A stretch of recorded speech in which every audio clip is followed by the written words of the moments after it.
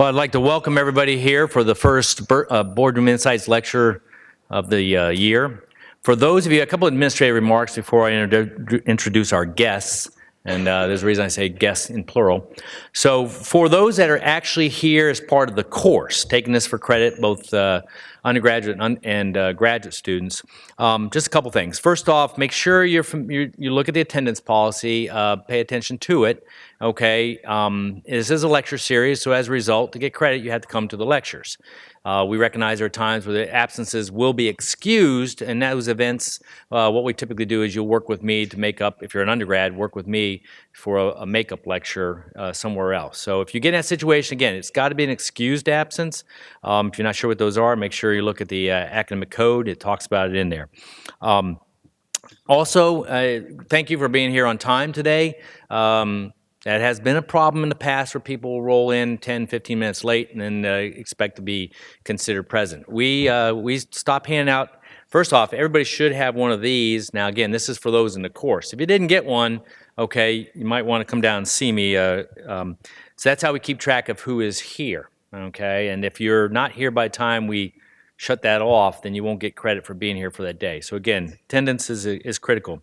I would ask that you put away, make sure your phones are shut off. You should be putting away computers. I mean, if you're diligently taking notes on this subject, or you're looking online so that you can prepare to answer ask some questions of our guest speaker, that's fine. But if you're there doing homework and stuff like that, it's not showing them the proper respect that they deserve. So again, you might want to put those things away. And the last, like I just mentioned, engage, okay? You're given a great opportunity here with some fantastic speakers, this is your opportunity to delve down deeper into what they may talk about, and again, there's no limits as to what you can ask. Most of our guest speakers will answer just about everything. If they end up working in the White House, they might avoid any questions. But other than that, I think it's free game. These lectures can take different formats, okay? Today, we're actually going to run this as a fireside chat. There is no fire, but there is at least the ambiance of one, I guess. On that note, so I'd like to move on to our guest lectures. So today, like I said, fireside chat will be our guest of honor is Mr. John Donovan, the CEO of AT&T Communications, and also Professor Wendy Angst. I think some of you know Professor Wendy Angst. She's the assistant chair of the Management and Organization Department, and she specializes in teaching design thinking, innovation, consulting, strategy, and entrepreneurship. And she does our business problem course here. So on that note, I would like to invite Wendy Angst and Mr. Donovan to the stage, and Wendy will just kind of introduce. Instead of going through a bio of Mr. Donovan, a lot of his discussion will kind of go through his career, and I think it'll be quite obvious what that biography looks like. So again, please welcome our two guests to the stage.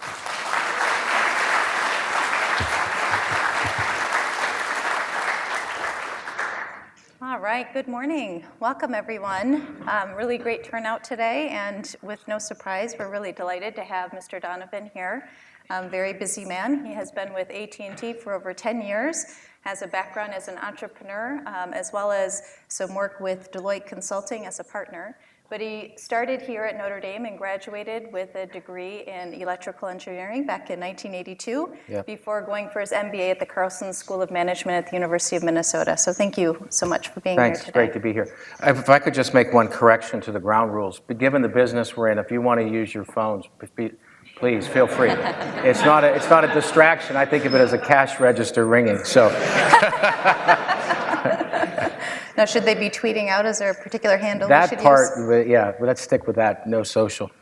No social? No, I'm kidding. Oh. All right, so I do have some questions, and I know that you were kind enough to agree to kind of tell us a little bit about your strategy for how you've achieved all of the wonderful things you've achieved in life. And I just want to say that starting off, Mr. Donovan shared with me that he begins every public speaking event by reciting a prayer. So I thought that was a really great testament to his background coming here from Notre Dame. But can you tell us a little bit about your experience at Notre Dame? Sure. Well, I have to tell you, I find it very strange to come back here and speak on anything, because when I was here, it was just such a struggle. I didn't imagine I'd get out of here, let alone be invited back. No, but my story here at Notre Dame is the same one that most of the students have here. I was trying to, at the same time, grow up, find myself, figure out what I wanted to do, but enjoying the freedom to change. And I was looking out over the campus last night, and it dawned on me that if you'd say, what do you want to do over again in life? I have the philosophy that nothing. But last night I had to be honest with myself that if I had to do it over again, I would have spent more time appreciating what's here now. And I don't think it's because things grow on you over time. It's just that I was a little naive when I was here, and probably could have done more. So this school has this unique thing that it allows you to be yourself, to shape yourself, but it has this third rail of expectation that is unique. And so that's a combination of legends that have been here before you, brilliant people, a charter of the school, those kinds of things that don't let you get too far off course. And you don't appreciate that, I think, until you leave here. Mm-hmm. So along the way, you have done so many amazing things with your career, but how did you arrive at AT&T? What was that path like for you? Yeah, I have guided myself all the time by taking and putting a plan on paper. And so I wrote a plan when I was about 23 years old. And what I discovered that I accidentally did it right is I put the goals that were so big that they could survive a bad boss. They could survive a year where you made no progress. And so I found that I made a million choices, but it wasn't the choices, it was having a framework that made those choices easy to make. Because if you don't have principles and a plan, then each decision is hard. And so I can tell you honestly, I don't carry anxiety, I don't fail to sleep, because I don't have this phony thing of trying to pretend.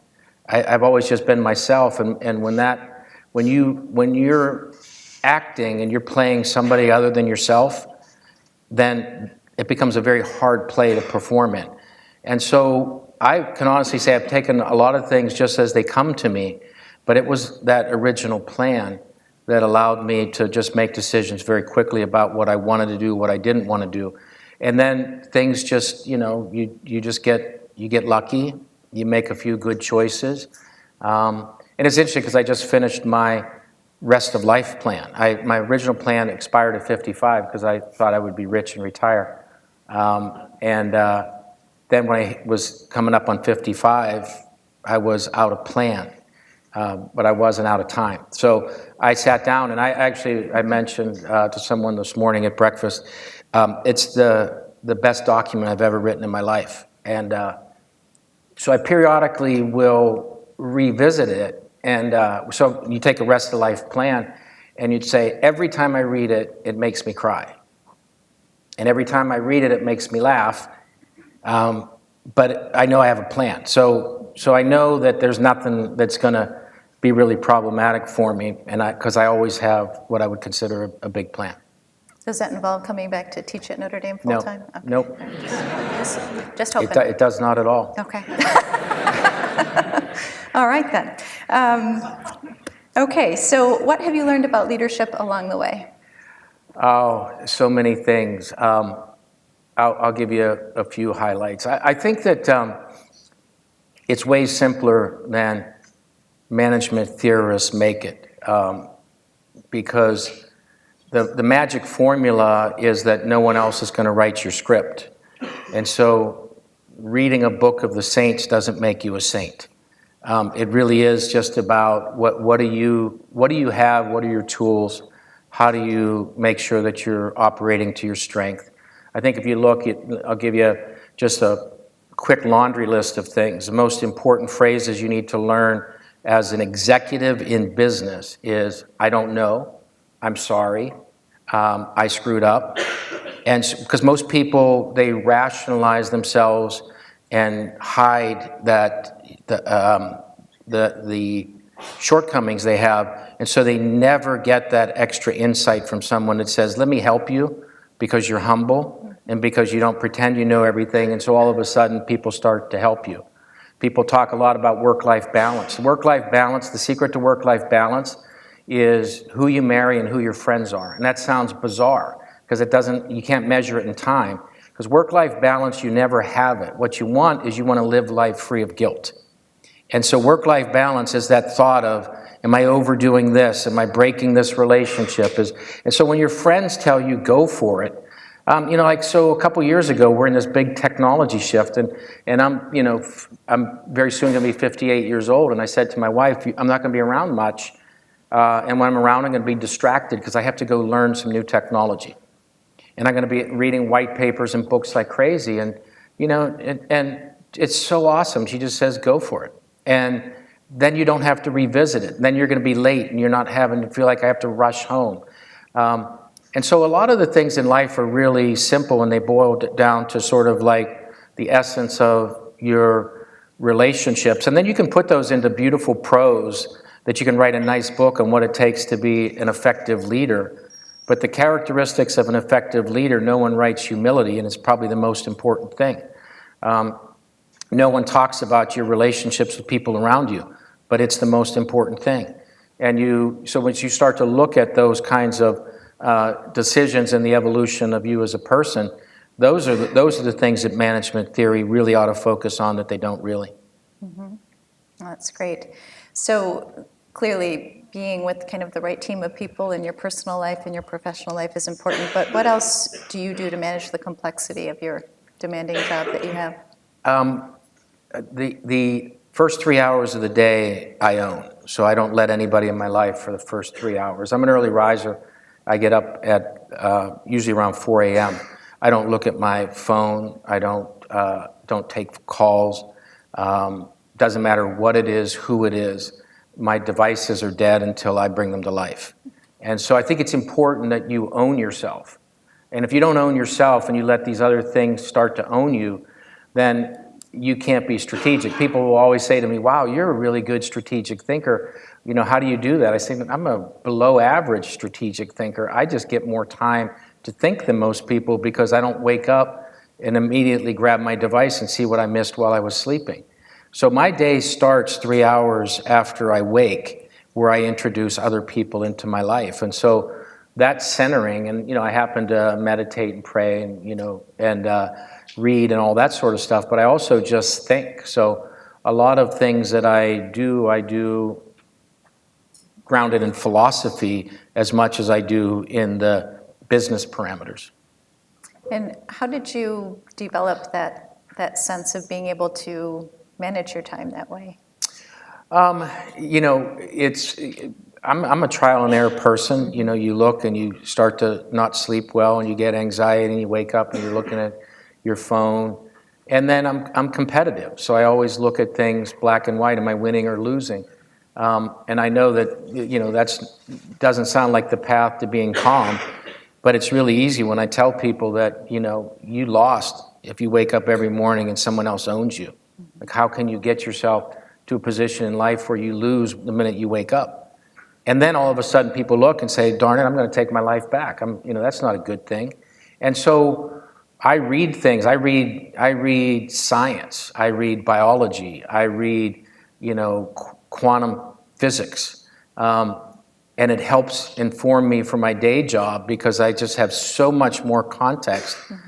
But if I started out like I got to hurry up and get caught up and look at yesterday's outage and get up on my email, and I got to hurry up and look at this, and this person said you have to read this.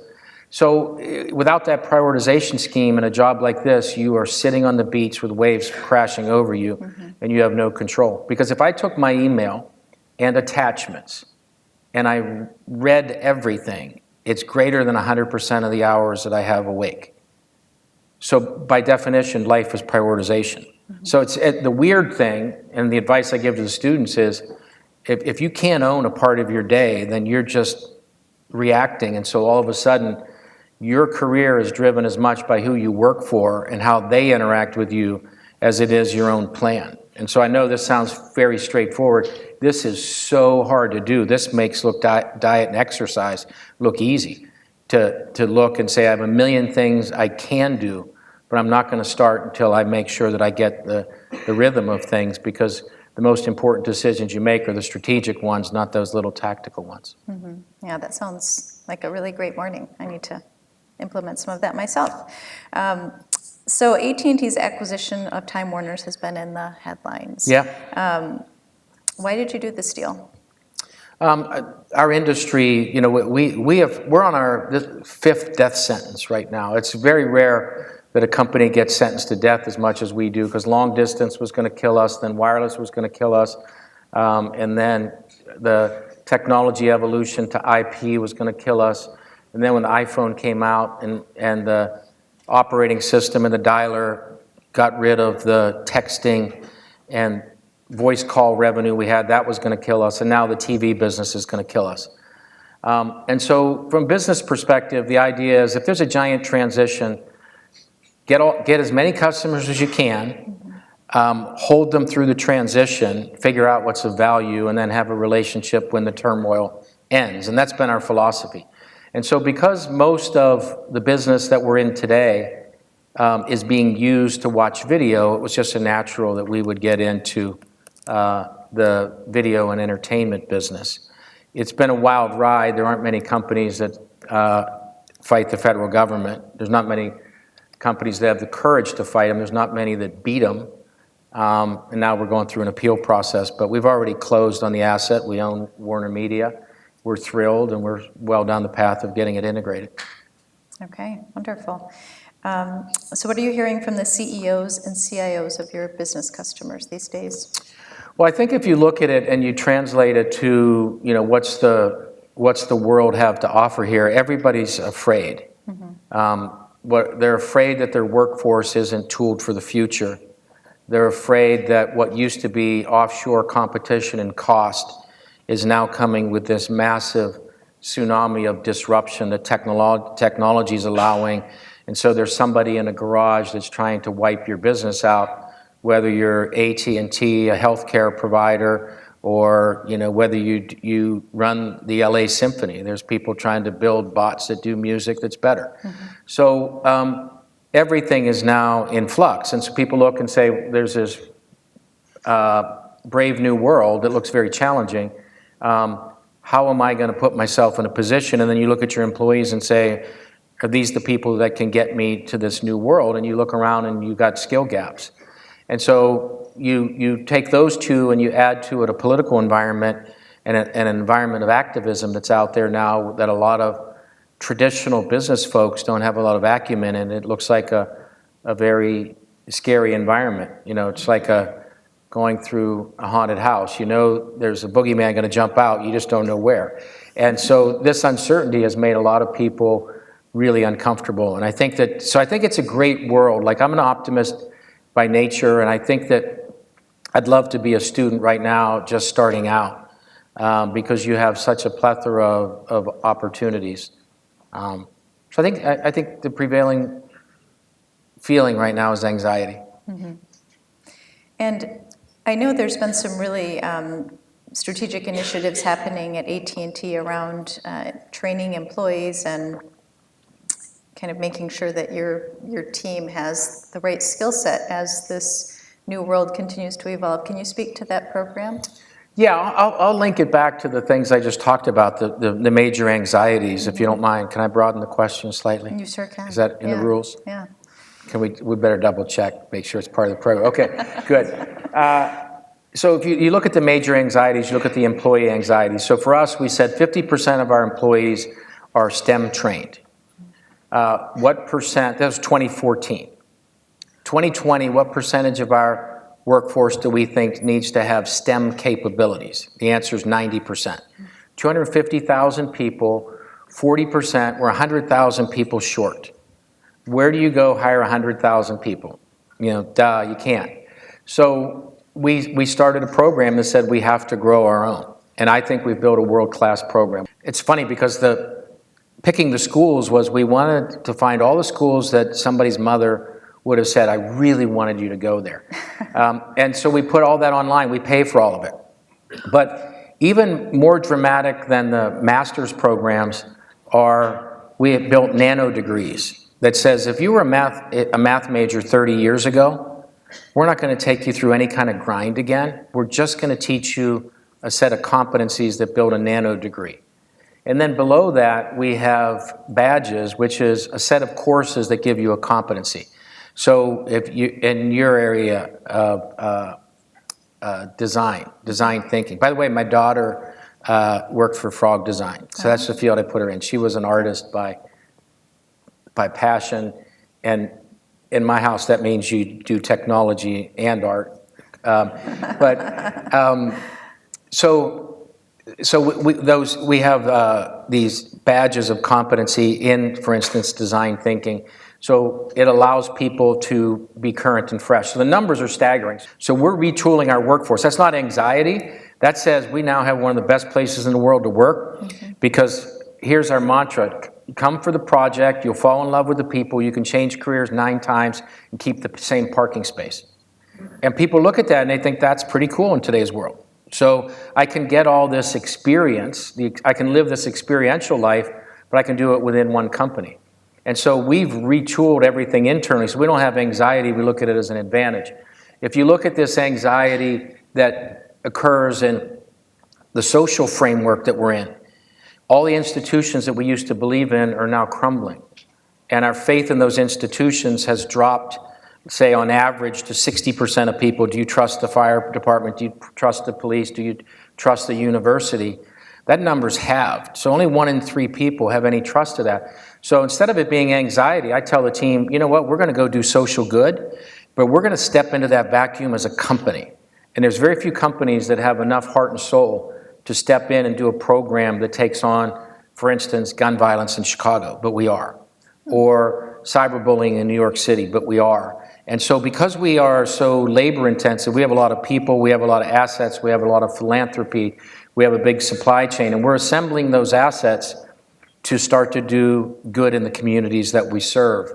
And so, again, that's an area where most people are saying there's a lot of anxiety. You know, our business continuity plan used to be earthquakes, floods, and fires. So you now get the anxiety out of it because you're proactive into that anxiety. And so for us, you know, and what I try to do with folks is to say, every bit of anxiety has behind it an opportunity and obligation. The opportunity is about business. The obligation is about your people. And so I've turned those anxieties into work programs within our company, and we're just extremely focused on trying to make a big difference. And it's just been extremely helpful.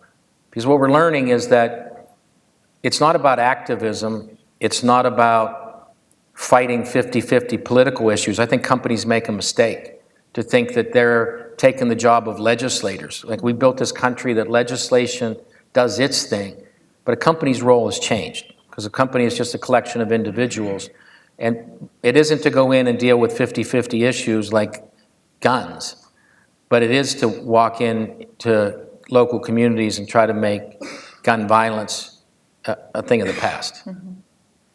Well, that's wonderful. So you talked about training your employees and helping them prepare for this future. What is the next big thing in technology? Well, I think the next big thing in technology is going to be the role of the machine in our lives.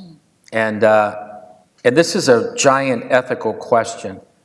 And so if you look and you'd say, a lot of schools want to teach in the business curriculum, business ethics. It used to be kind of like, let's do the right thing and let's talk about business cases of doing the wrong thing. It's not that way anymore. Right in front of you is things in machine learning and automation where bad thinking or biases in your head become coded into products that do things that you really inadvertently, that you set it up inadvertently and they do things you don't want them to do, and so you start to institutionalize bias. The example I always use, it's an ethical question for a machine. If an autonomous car is going down the road at 45 miles an hour and it has an option to kill the driver by hitting a telephone pole or kill a mom and her child out in front of the car, somebody is going to code an algorithm that makes that decision. And I know that's really stark when you think about it, but that isn't something in the future. It's here. Are you running out of questions yet? No, I'm not. I have layers of questions. Darn it. So what would your advice be for students preparing to enter the business world? Well, let me get in a couple categories. The first thing is, everything you know here is just a starting point. You're blessed and you're gifted, so you're high IQ, so it's not like I'm going to sit here and give you general business advice. You're going to be company leaders, world leaders, you're going to go change things. But realize that when you leave here, your education just starts. I know a lot of people come here and say, I couldn't get into this school again because you're such a royal class and you have a 1390 this or a 1420 that, and all that stuff. The truth is, all of us would have got in if we knew the rules of the game that they were here today. So if it took a 1400 to get in here, I'd have got a 1400. If it took a 1600, I'd have got a 1600. So all that stuff is BS. But what is really true about the world that's a little bit different is what got you in here and launches you out is a lifetime process. And so whether you leave here ahead or behind the rest of the world, we're in a continuous learning world. You gotta, just like you brush your teeth every day, there is a hygiene of keeping yourself current. And you can get caught and you get blindsided. And so I would tell you, you're going to start out way ahead. Don't get lazy, because the biggest tiebreaker in life is how hard you're willing to work. So I have a lot of people that are graduating in the top 5 of what you would consider a second tier or third tier school, that 5 years, 7 years, 10 years after they graduated, they're running circles around our Ivy Leaguers because they had that little bit of an edge. So you had an edge coming in here, you're going to get a great education, you're going to come out and you're going to be coming around the first turn of the track and you're going to be so far ahead, you think you can jog. Hard work is a big tiebreaker. Get on it, stay on it, and it'll make a big difference for you. The second thing, which I think is really important, is be yourself. Because once you start to go into an environment, it's going to be really easy to take on the culture of the team, the company, and all that kind of stuff. And you have to make room for yourself. And that's easy to say and hard to do. I mentioned earlier what some of my routines are, but the most important thing is that you make that room and that you're going to go be yourself. And so, that you find a lot of people. I have lessons in life, and I ran across a person who went to Stanford undergrad, and he named his first child Stanford. And it was funny because I know that's absurd, right? And so he was talking one day, and we were at lunch, and it was early in my career, and I said, "You realize you're still a farm boy from Minnesota?" And he was offended by that. And I thought I was actually paying him a compliment. So I'm going to tell you, I'm an urban kid from a poor family, one of 11, who doesn't belong up here and didn't belong in a school. But that's who I am. And that means that I can do certain things that other people can't. So don't try to build a new you. Try to build from the genuine you, because you get lost somewhere along the way, and then you don't have to wake up and try to keep all that phoniness in front of you. So the reason these things for me are so easy, because every day in the play, I play myself. So it doesn't require rehearsals, and it doesn't require a whole lot of extra energy. And so I think that's one of the things that would be my really heartfelt advice. The last thing I'll say is as it relates to your career development, be careful who you surround yourself with. There's a special dimension to you leaving this school, and that is you're going to leave here a little more of a whole person than the average Jane and Joe that's leaving another school, because this school puts a little more energy into that. I didn't appreciate when when I left here. But you'll get into environments now in the workplace where it isn't like Notre Dame, and it's not like your house, and it's not like your kitchen. You're going to find some people with sharp elbows that throw those elbows. You're going to find business decisions didn't go the way you like it. You're going to find you lose some of the time. Just make sure you're surrounding yourself so that you think about yourself as the beacon of light and not let things drag you down. I mentioned earlier I'm an optimist, but one of the things I feel my responsibility to do is to look into those dark places that people are afraid of and say, you know, this is okay. So I think that you can be that beacon of light. And I think that's, if you just take that simple framework, that's going to make you a great leader because all the other stuff's going to fall naturally out from behind that big picture. Very good. And you talked a bit about how you incorporate just values within AT&T and help support the communities. What other things do you do that help people live their values? Well, I think that the tricky thing in business is, you know, you have three constituents. You have employees, and increasingly the employee is the individual. But you also have the company and you have the shareholders. And I think it's really easy to over-rotate in any one dimension and be that ruthless person who gets business results and stands up and says, I got all the great outcomes. I'm the person getting promoted. And then you wake up one day, you look in the mirror and you're a monster. The flip side of that is you can only operate to individuals and compassion and never make hard decisions.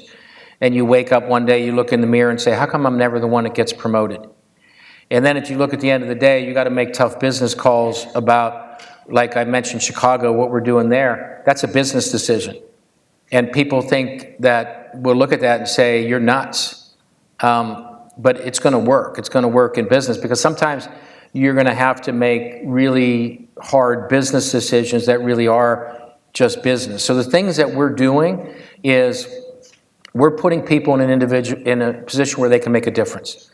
We are aligning the things that we do corporately to give people the room and the voice. We're now breaking down a 142-year-old company and saying we're not a culture, we're a collection of individuals, come be you.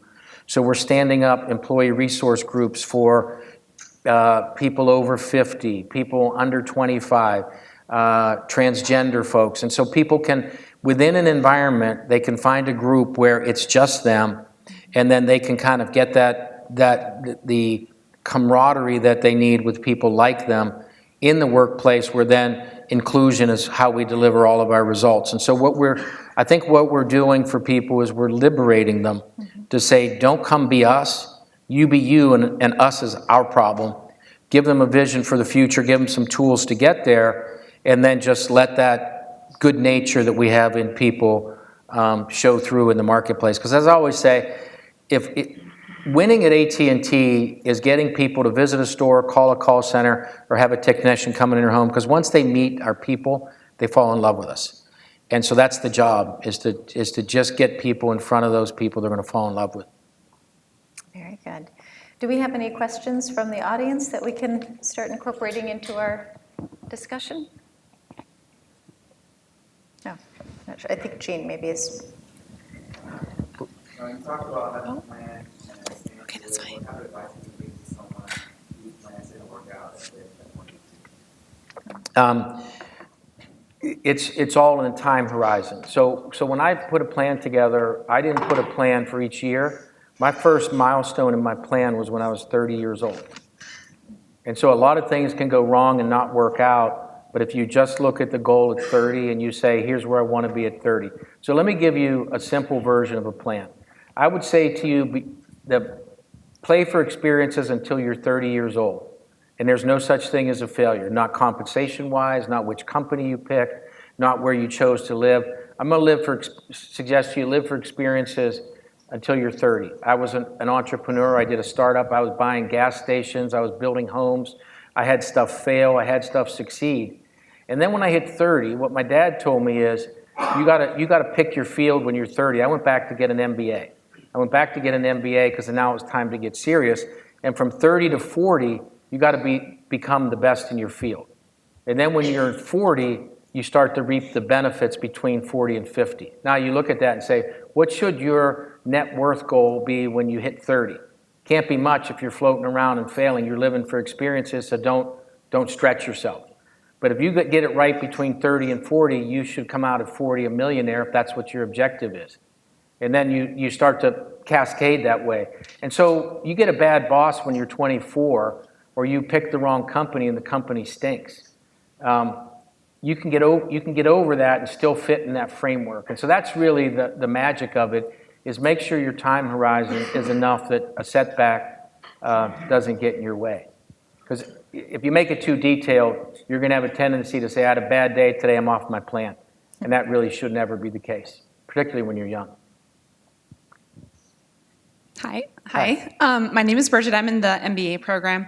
You spoke a lot about the importance of your family and friends and your relationships with them and the people who are close to you. Can you talk a little bit to us about your journey with mentors during your career and how you found them and just, for a lot of us who are looking for mentorship or want to be a great protege, like what would you recommend? I'd recommend you never look for a mentor. No, I'm serious. You don't need a mentor, and you don't need a network. Those are buzzwords that are overplayed. What you need is an advocate. An advocate is somebody you're honest with about where you are, because a mentor gives you drive-by advice. If I said I'm going to mentor you and I can give you 3 hours this year, and you sit down and you say, wow, that guy is so wise, who cares? Like, you don't even know if I believe it myself. It might sound good, but an advocate will own your outcomes. So you say, you know what is your goal? My goal is to get a job in this kind of thing, and say, great, I'm going to help you get that job. I'm going to look at your resume, I'm going to call people, and I'm going to say, and then when you're there, I'm going to stay with you, and I'm going to say, what's your goal? You say, I want to get promoted. You say, you know what? I love the fact that you are ambitious, but you are not ready to get promoted. You're ignorant of all of these things over here. And you need those tough conversations with an advocate, and an advocate you get for life. If you find an advocate, you grab onto their leg and you hold on and you don't ever let go. Too many people want networking, which is just a fancy version. You know what it's like when you read a networking email? I'm a Notre Dame grad, and here's what I'm thinking. I could care less. And then say, okay, well, I'm doing this. Well, so what? You have big ambitions. But you meet a special person, you say, I actually want to help you. I want to recruit you. I want to hire you. I want to watch your career. So that's what you really want to look for. And so networking, I'm not saying you don't do it. You got to meet people. I'm not saying you don't take advice from people. But at the end of the day, what you're in search of is an advocate for you that can look at the whole you, where you can be honest, they can be honest, and they can tell you where they've made huge mistakes, where they screwed up. And they don't just give you this kitchen table advice that lasts for half an hour. So that's what I would search for. You'll find them in your career. Don't ever let them go. Even if you change jobs, they change jobs, don't let those people go, because those are the kinds of people that make huge differences in your life. I'll give you a couple examples from mine. I worked for a guy who I did not like as a person, and so the first thing he did, one of my very first jobs out of school, he started sending me newspapers, and once a week he would schedule lunch with me. And he would say, what's going on in the insurance industry?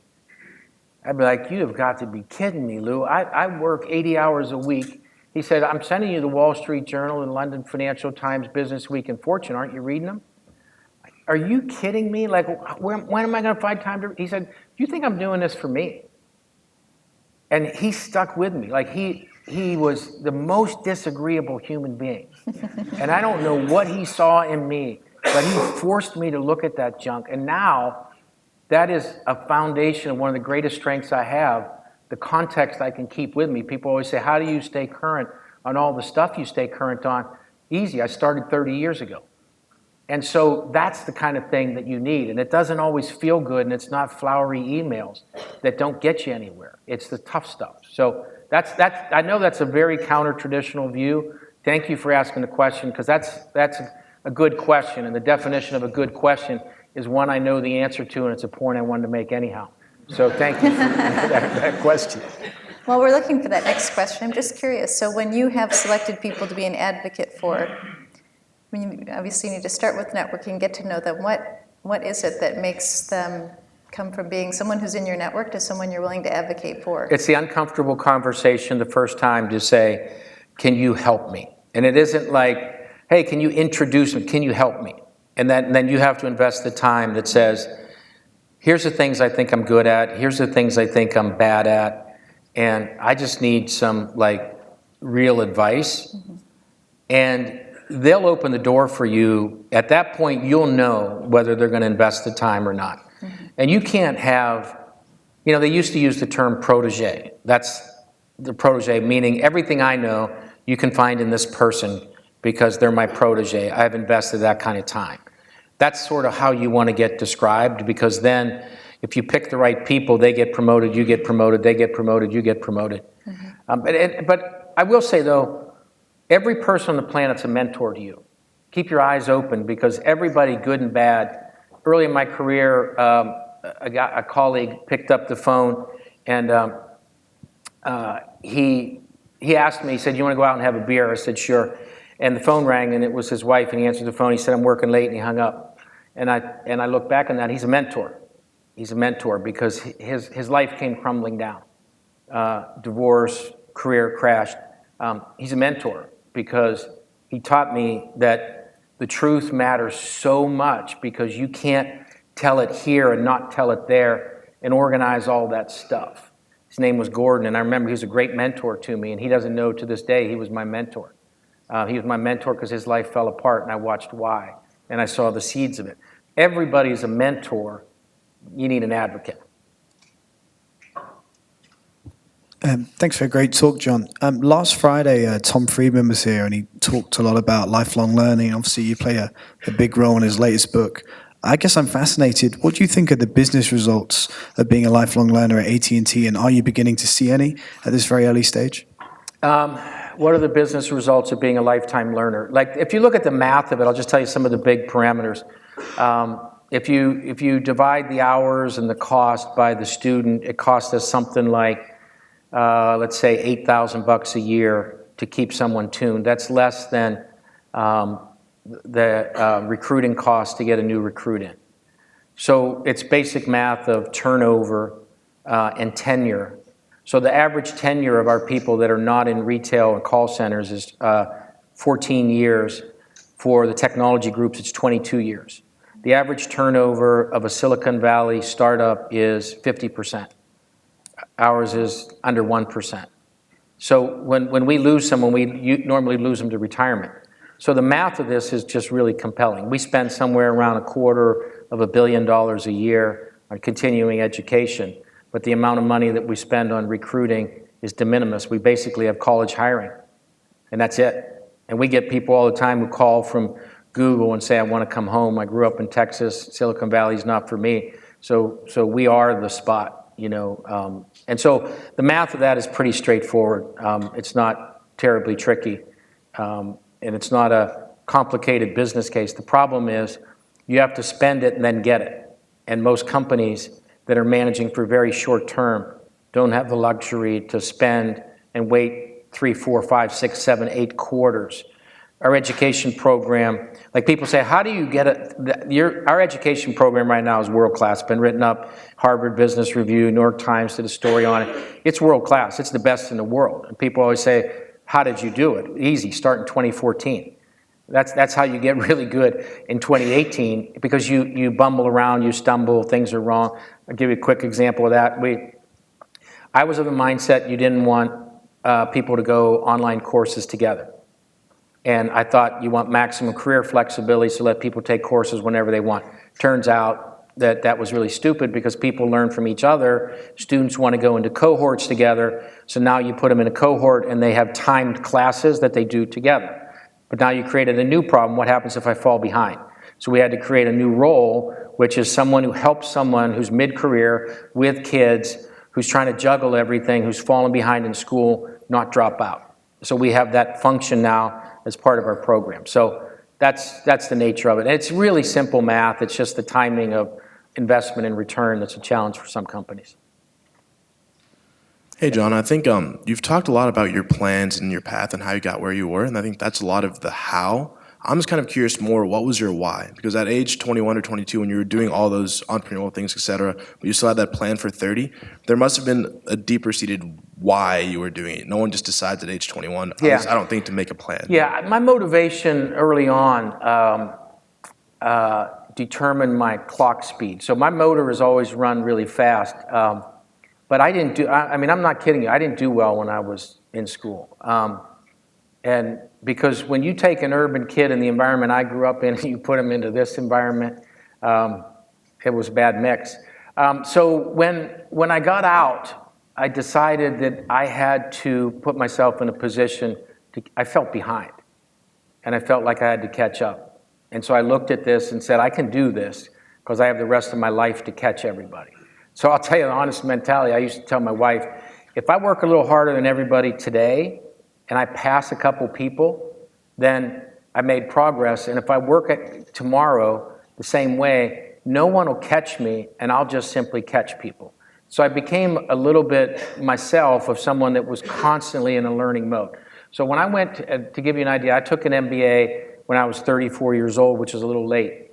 And I took my first finance book and I did all the required reading, but I also read every referenced white paper in there. So by the time I was done with my first finance course, I was done with all of finance from that standpoint. So my second year of MBA, I got out of the curriculum and I started building computer training models, and I taught myself to program in C.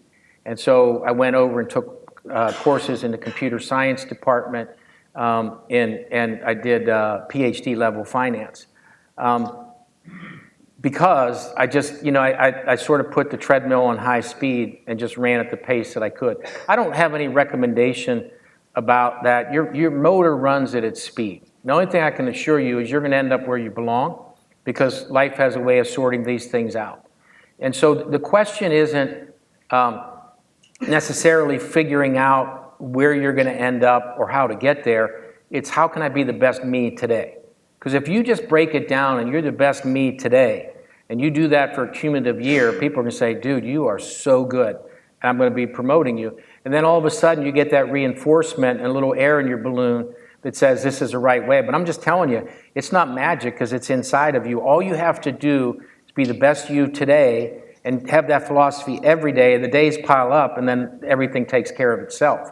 So it's not a magic formula. It's a lot of just getting the best out of yourself and making sure. So you start your day, you say, look, start with sleep, start with nutrition. If you look, say, what are the 5 secrets to happiness I'd put out? I'd start with sleep, nutrition, exercise, meditation or prayer, and a comfort with yourself that you're not trying to be anything you aren't. You take those 5 things and you'll be happy no matter what your income or what your job is.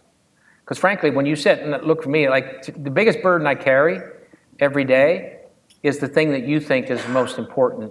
Like why I'm on this stage, my role, my elevation, my income, all that stuff that you look and say, I want that. That's the only thing I don't want. I just have been put here to do a job, and I got to do a job. And I evolved to this thing, and now I got this obligation that carries with it people and business results and all that. And I try to make it as simple as I can. But that to me is where the heaviest load that I have to carry is the burden of others. So those 5 key points that you just mentioned, and you've referenced this a couple times, that it was a little bumpy when you were an undergrad here. Yeah. And which of those were you able to maintain as an undergrad, or I guess just advice around? No, I didn't have any of that when I was an undergrad. Okay. Yeah, this is advice, like this is post-mortem. Okay. Yeah, I wish, like I honestly, I wish. The world is so different now, and it's so much better because you have an opportunity. Like we didn't have outside speaker series when I was here. You didn't get a chance to find someone that could be an aspirational, business icon, if you will. So everything had to come out of a magazine or television. Mm-hmm. And that was a different world. And so I just am so set on the fact that this is such a great platform for people to generate a business career from. Because we didn't even talk about some of the things that you're going to get as advice while you're here. You know, nurture your Notre Dame network. There's all these successful people out there, all those kinds of things, because those are all, I think, just bonuses.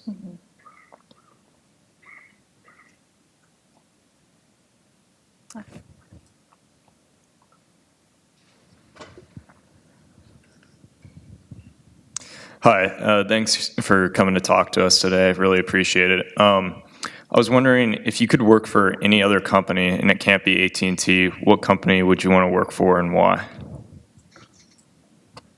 Ah, boy, that's a really good question. You know why I went to AT&T is I was always considered as a quirky leader because there's nothing you see that's new. I wanted to see if my philosophy could scale into a company that's that giant. And so I often think about, would I go to a small company if I had to do it over again? Would I go to a big company? And I don't know, it's interesting because I'm done. So your question is so hypothetical. If I got fired tomorrow, I don't think I'd work anymore. I'd do stuff, but I wouldn't work. But if you look at it and you want to say, what would the company I'd be looking for? I'd look for a company where it has great people. And I don't mean great people like brilliant. I think brilliance sometimes gets in the way of greatness, doesn't enable it. People that are both smart and humble, that have a mission that's really clear, that can make an impact. And so there aren't a lot of companies that fit the profile, but I would probably, if I were advising, I would say either go do a startup yourself and bumble around for a while, or go work for a company where you can change jobs 3 or 4 times without having this, while learning the culture. The downside of the experiential side of your generation, it's a wonderful thing, except when you're going it through experiences and you're bouncing through different cultures, you may not stay long enough to absorb the culture. So I think you should look for a company that does not only continuing education, but does promotions across the company. So today I think somewhere around 95% of our jobs are filled from within, which means someone can start in accounting and end up running one of the world's largest marketing budgets doing advertising on television. And you say, how can you go from here to there? They don't. They go through 4 jobs along the way. And so that sort of thing allows you to change jobs, change experiences, change cities. You know, I ran into a kid in New York City a couple weeks ago, and he said, I love working here because I've lived in 4 cities in 5 years. I've changed job 3 times. So doing that all while learning the value of long-term relationships, what's a culture mean? Because ultimately you guys are the most magical thing that you're going to have in your lives is when you become leaders, you're going to get the opportunity to build a culture. Now you're going to adopt one, but I'm telling you, have the courage to change it, blow it up, build yours. And if you're ill-equipped to build a culture, then you've missed a giant opportunity. The greatest thing, the greatest happiness that I achieve from work is when someone comes up and says, I love it here, you have changed the culture. It's only a moment of pride because it isn't me, it's the people. But when your vision of culture is enough that you've built one, that's what I worry about with the social networking and the fast and furious relationships, is the underpinnings of how to build a culture don't become learned. And great leaders have good knowledge, good competency, great leadership skills, but the highest order skill is the ability to build a culture that's magical, because it'll produce the business results, but it'll also have people come up in the hall and say, can I get a selfie and hug you? I love being here. And when you do that, you realize that you're not just doing your work, you're doing everybody's work. And that's what I talk about, this burden that you carry. Once you have built a culture and you're the light in that culture, then all of a sudden this thing feels pretty heavy, and it's not this, it's a little trickier. How much deviation predecessor to get the culture at AT&T where you have it now or where you were happy?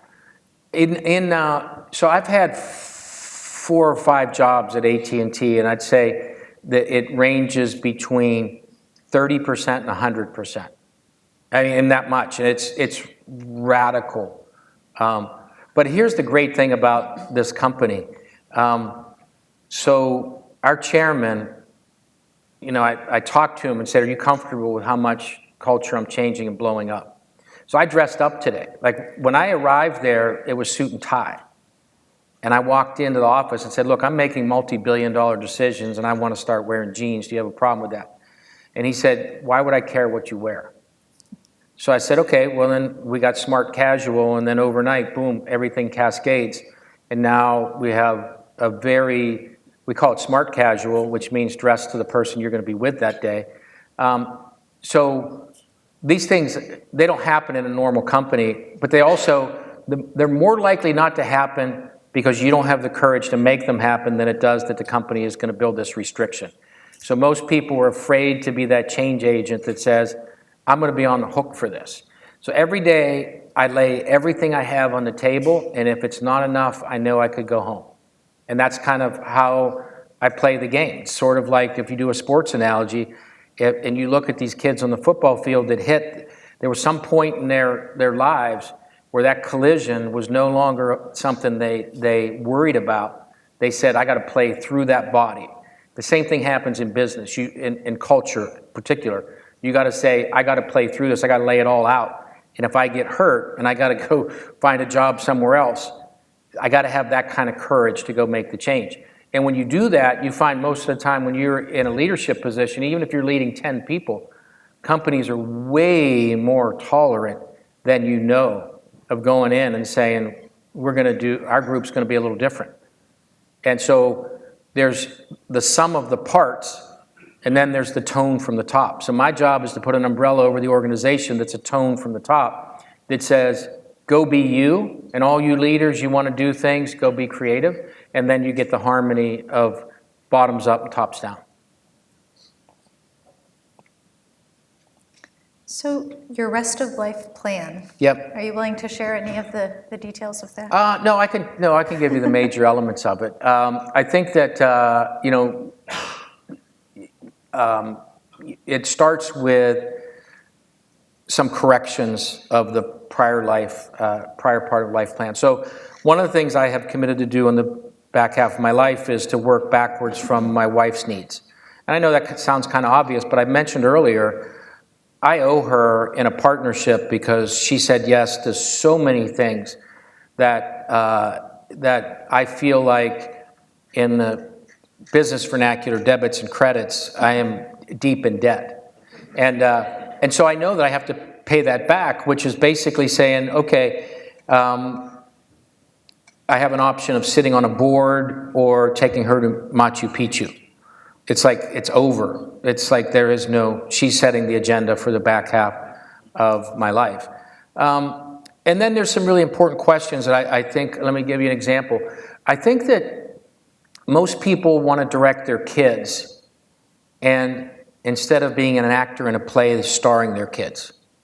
And I think that a lot of thought about how do you become a parent and grandparent as they go into professional careers, where it's no longer what you want them to be or what you think they're capable of, where they are the centerpiece of their lives. That's an important element of what you have to do in the back half of your life. Because, there are 4 arcs in life. There's the physical arc, which everyone knows that you peak and you can't run as fast in a mile and you can't lift as much. And we normally give that up, except for some people that are high school athletes, that's the peak in their life. And then you go into this intellectual arc. And the intellectual arc, all of a sudden your memory fades. And now you're in this arc of influence, and you can influence everybody and everything. And people cling to that, and they don't want to give it up. But there's this 4th arc behind it, which is the arc of going home. And it's a full-time job. So my mother's 92, and she used to be so active, and now she's a little, doesn't get around easily, and she's not influential anymore. And her kids don't listen to her. We probably never did. The grandkids don't listen to her. And so what's her purpose in life? And so I told her, look, like if you're going to do this right, you have prayer obligations. If you die and all of your religious relics get turned over and no one knows what they meant to them, what good would that be? Like, why don't you sit and take each relic and write about it and say who you want, whose hands you want it in, what it meant to you, where you got it. And so now all of a sudden she's an author, and she's having to, so she's got a whole bunch of projects in this fourth arc, and now she's turning down visitors because she's like, I need to get stuff done. Like, too many people are visiting me. And so I think that that's, part of it. And so part of my plan is to understand how to give up my influence and to really just help people, not because it makes me feel better, but because other people helped me. And I don't know whether it made them feel better or didn't, but I know it helped me. And I think that if you start to think about that stuff and you stack that, you take spirituality and physical and life, I think it's important to think through some of that stuff. You're going to one day get up and step on a scale and decide whether it's going to tell you anything you care or not. And at some point later in life, you're going to look at it and say, you don't own me. The same way, the first 3 hours of my day aren't owned by a machine. So a lot of those things are components of it, and a lot of it revolves around spirit, family, faith, and then just making sure that I'm productively using my time to help other people. Beautiful. So we have time for more questions, and I have more questions unless, okay, please. They always call them mic runners, but it's not a good idea for them to run. Hi, my name is Alex. I'm a sophomore. My question is regarding your ethical view of the product that your company offers. Of course, there's many benefits to it, and it has driven education and religious resources and social connections and whatnot, but it also takes away time and personal connections, as you've described. So how do you view the implications with regard to ethics of the product that your company offers? Yeah, that's a great question too. You were kind in how you asked the question. Texting and driving kills people, and some people are addicted. It's now one of the top 5 addictions. And so it's good and bad. I think about it. I think about it a lot. If you look at texting and driving, that's not collateral damage from the product. That's something that you have an obligation to go deal with. So we have a huge campaign. We spend a lot on advertising. We show people horrific stuff that can happen from texting and driving. We have been instrumental in getting driving disablement on the phones. And ironically, the very first foray into building text disabling was an app that we built. A woman by the name of Donovan, who came up with the idea because her niece was injured in a car crash where person was texting. She was a call center employee in Detroit, a woman of fierce spirit. She received an award from President Obama for her work there. So it's an obligation that we definitely have. It does. I think about it. The downside bothers me. The upside is thrilling. Like, if you look at this thing over time and where sensors and user interface are going to go, you're taking people that are mathematically impaired and you're leveling the playing field. You're going to operate across languages and do interpretation so everybody can not only connect with everyone else, they can do it in their language. So the connections are what we've tried to focus on and how to nurture the right connections. But this ecosystem of applications and devices and networks is a tricky one that you have to keep a close eye on. And so the ethical dimension of what we do is part of what we have to think of. There's a downside to most things that companies do that is very real and should not be hidden, and they should be in the forefront. You should talk about them. You should spend money on trying to fix them. If they get worse, you have to find ways to curtail it. And we do. We do. I think about it. I think it's an awesome question. And I wish more companies would put the energy into the downsides of their products as much as we do. Thank you for the question. Good question. I have a question. There's one all the way in the back. Yep. Yeah. Hi, my name is Hardal, and I actually wanted to ask you about your goals. You told that you made goals for Yep. 30 and 40. What were your goals like? Were you thinking about the industry? Were you thinking about what kind of life you wanted? And how did you make them? Yeah. I think that, when you look at the early part of your career and you set your goals and you look at, you want to be able to make mistakes, but you want to have financial footing by the time you hit 30, in my opinion. That means you got to get off your parents' cell phone plan. You got to pay for your own apartment. You should, get your house, learn how to stretch into it, have arguments with your significant other over finances, all that sort of stuff. So you have to have financial goals because one of the most common sources of discourse in relationships is financial stress.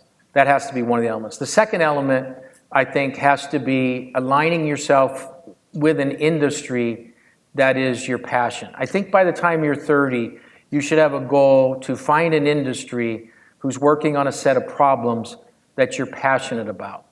And so you're going to acquire skills in your 20s, and a lot of people make the 20s about skill acquisition, but a great person in a bad industry, the industry wins. So you can't be in the wrong place. So you shouldn't be in a shrinking industry. I always tell my kids, you could do anything you want to do except sell alcohol, cigarettes, or get involved in gambling, because you can't make money from the misery of others. And I know that's a clever thing, but I just want them to start to think about what's the industry that I'm serving.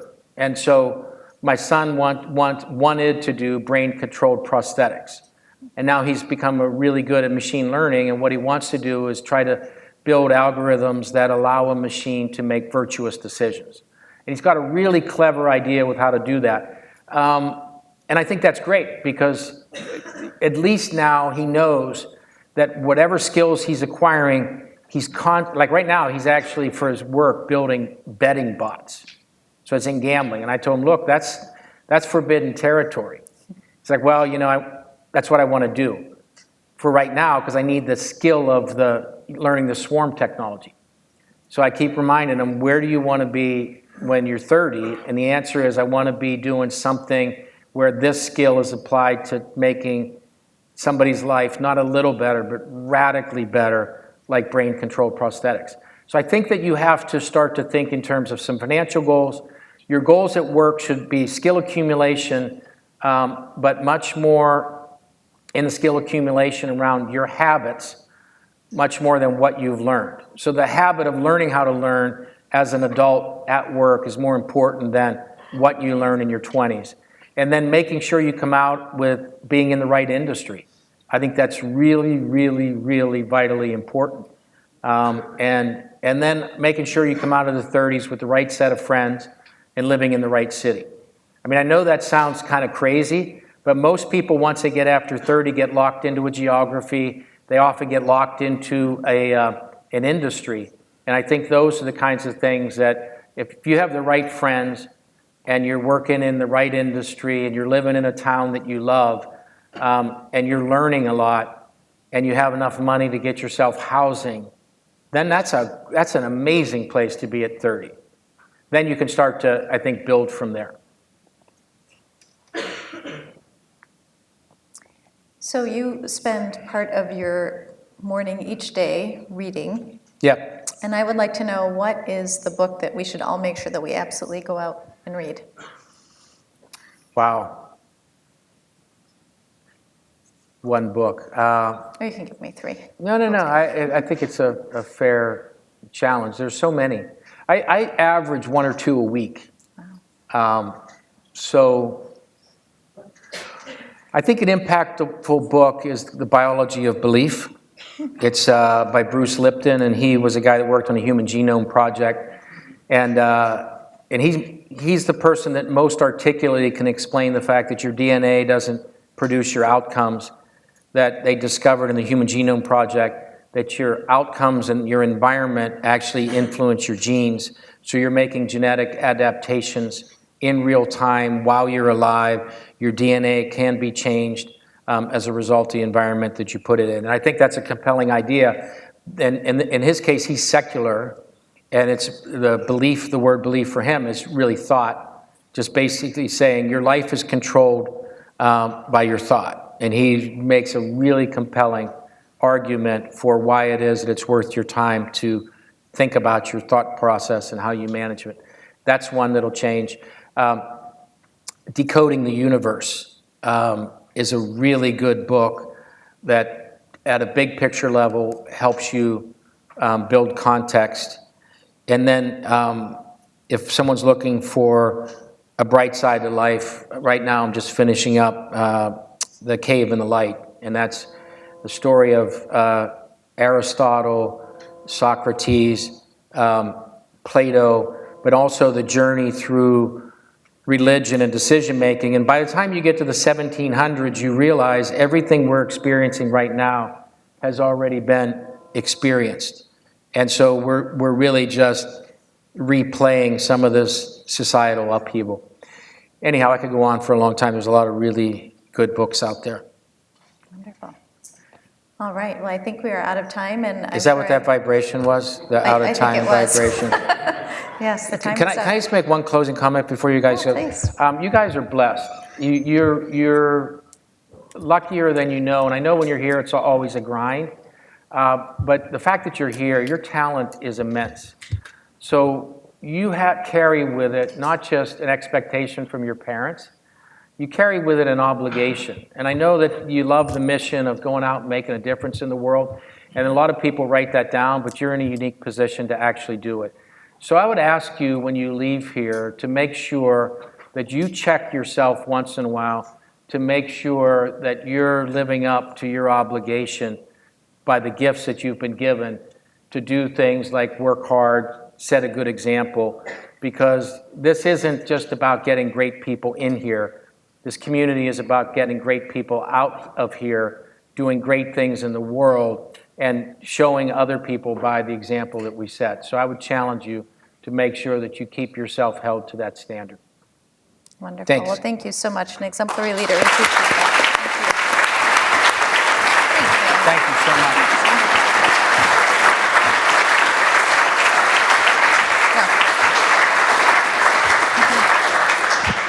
This is one of these things about a fireside chat, trying to pass this off, right? But Mr. Donovan, I'd like to thank you and Wendy for joining us today. The insightful comments and stuff like that. I think we'll give everybody a chance to improve their plans and think about that in that perspective. It's great insights, and I think it is a great start to our semester of speakers. So you've set the bar high. We have a little gift here we'd like to give you. At first I thought it was a book, so I was going to say, here's the book you have to read. Unfortunately, it may be something more for the wife. I'm not. Oh. Thank you. Yeah, thank you. She does deserve it. Thank you. I appreciate it very much. Thank you.